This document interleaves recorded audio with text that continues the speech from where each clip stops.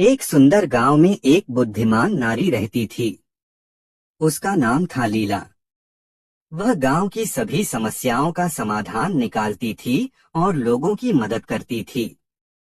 गांव के लोग उसे बहुत सम्मान देते थे। एक दिन गांव में एक प्रसिद्ध ऋषि आए। उनका नाम था आनंद। ऋषि ने गांव में शांति और प्रसन्नता देखकर लीला की प्रशंसा की।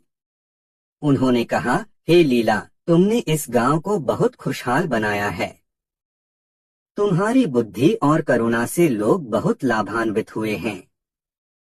लीला ने विनम्रता से कहा, महात्मा, यह मेरा कोई विशेष गुण नहीं है।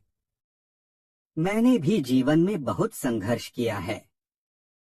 मैंने देखा है कि दुख और सुख जीवन का हिस्सा है। हमें इन दोनों का सामना करने की शक्ति होनी चाहिए।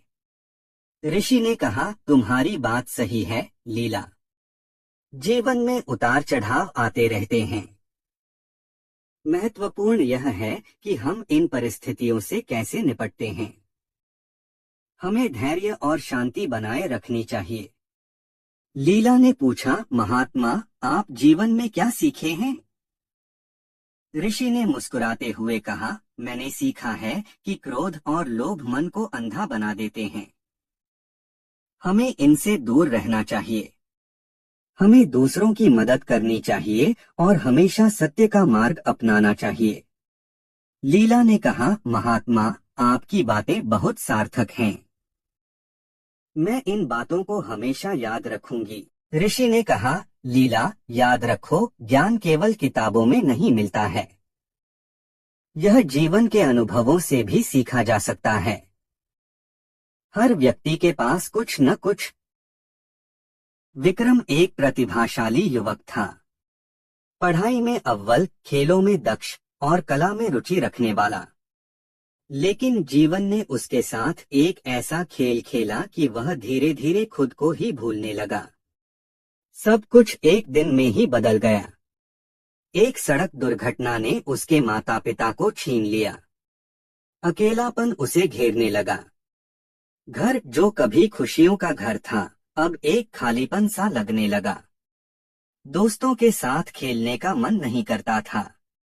पढ़ाई में मन नहीं लगता था। दुनिया धुंधली सी दिखती। लोग आते जाते, हंसते खेलते, लेकिन उसके लिए सब कुछ बेजान सा लगता।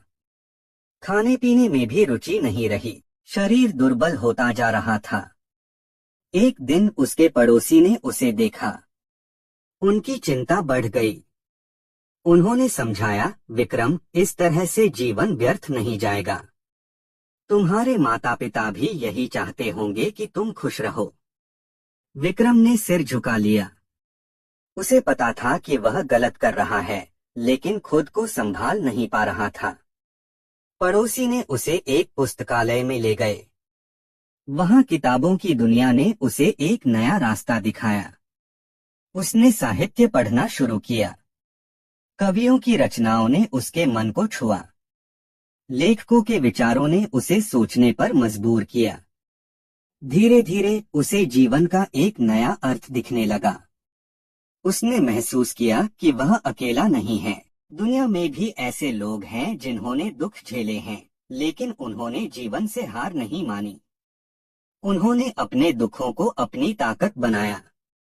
उसने खुद को साहित्य की दुनिया में खो दिया। लिखना शुरू किया। अपने दुखों को शब्दों में ढालने लगा। धीरे धीरे उसके अंदर एक नई ऊर्जा का संचार हुआ। उसने सोचा, मेरे माता पिता चाहते होंगे कि मैं कुछ करूं। मैं अपने जीवन को सार्थक बनाऊं। उसने एक साहित्यिक संस्था बनाई। युवाओं को लेखन के लिए प्रोत्साहित किया। उनकी प्रतिभा को निखारा। धीरे धीरे वह फिर से उसी विक्रम बन गया जो कभी हुआ करता था। खुश, संतुष्ट और जीवन से जुड़ा हुआ। उसने महसूस किया कि दुख ने उसे तोड़ा नहीं, बल्कि मजबूत बनाया।